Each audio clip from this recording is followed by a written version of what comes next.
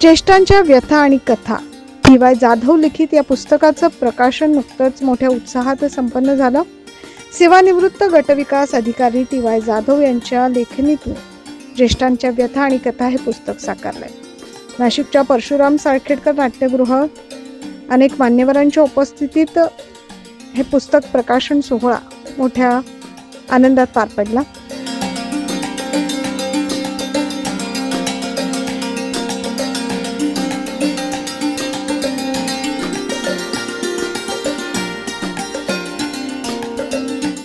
Senior citizens म्हणजेच ज्येष्ठांच्या समस्यांवर आधारित हे पुस्तक आहे. शिक्षणामुळे समाजात साक्षरता वाढली, परंतु ज्येष्ठांविषयीचा दृष्टिकोन अद्यापही संकुचित आहे असं दिसून येत आहे. समाजाने सिनियर सिटीजन्स किंवा ज्येष्ठ यांच्या समस्यांकडे अधिक संवेदनशीलतेने पाहण्याची गरज आहे.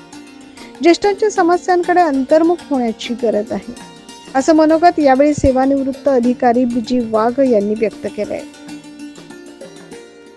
आजच्या आपल्या या कार्यक्रमाचे अध्यक्ष आदरणीय वाघ साहेब आणि प्रकाशक ज्यांच्या हस्ते झालं आदरणीय वैद्य साहेब.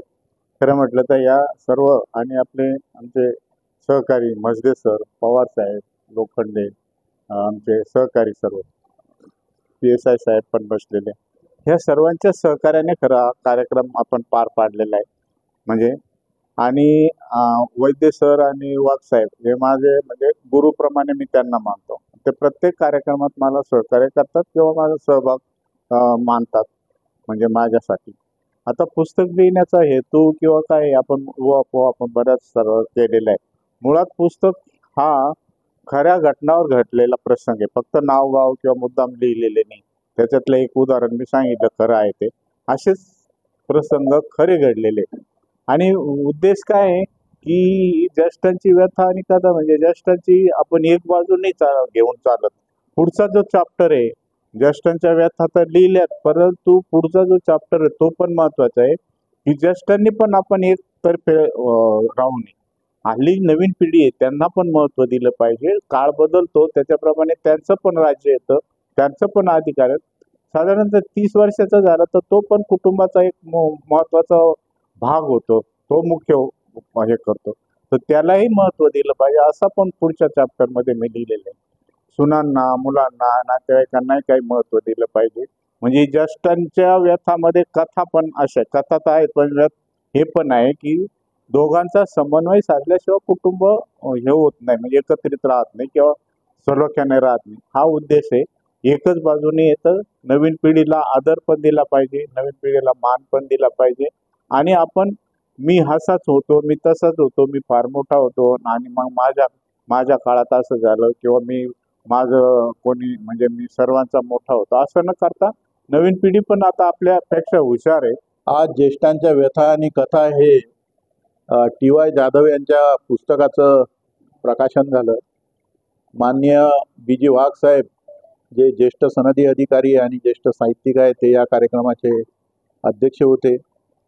मजदे गुरुजी आणि विविध मान्यवर या कार्यक्रमाला हजर होते.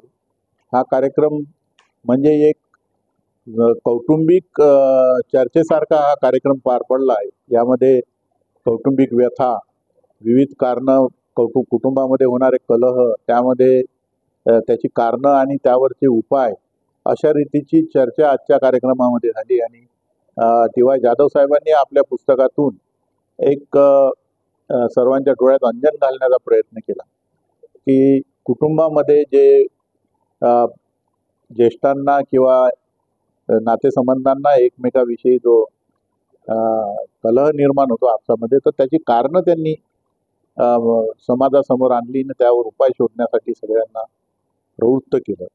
मी टी.वाय. जाधव साहेबांना शुभेच्छा व्यक्त करतो.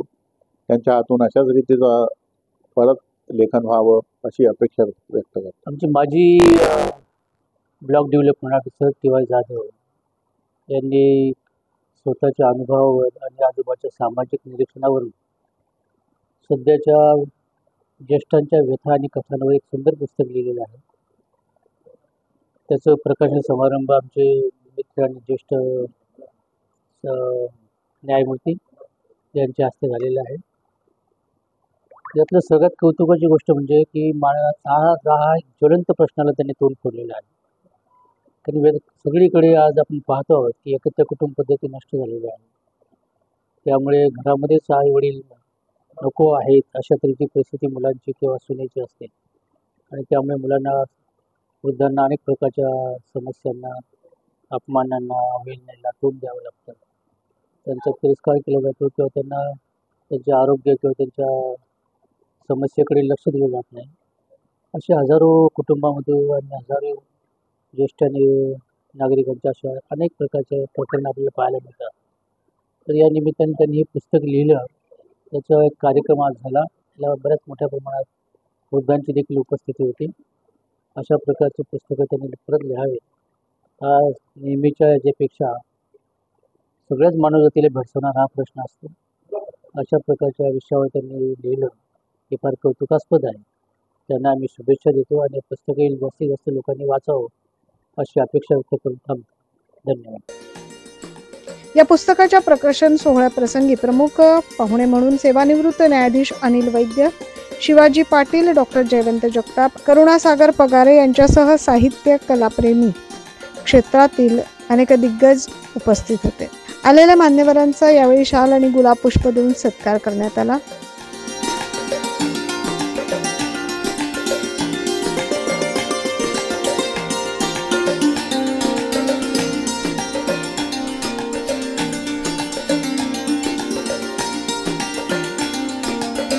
पुस्तक प्रकाशन सोहळ्याचे प्रास्ताविक शिवदास म्हसदे यांनी केले, तर संविधान उद्देशिकेचे वाचन राजेंद्र दोंदे यांनी केले. रवींद्र मालुंजकर आणि उदय लोखंडे यांनी सूत्रसंचालन केले आणि या प्रसंगी आभार प्रदर्शन यशोधरा देखणे यांनी ही जबाबदारी सांभाळली. ज्येष्ठांच्या व्यथा आणि कथा या पुस्तकाचं शानदार प्रकाशन सोहळा संपन्न झाला.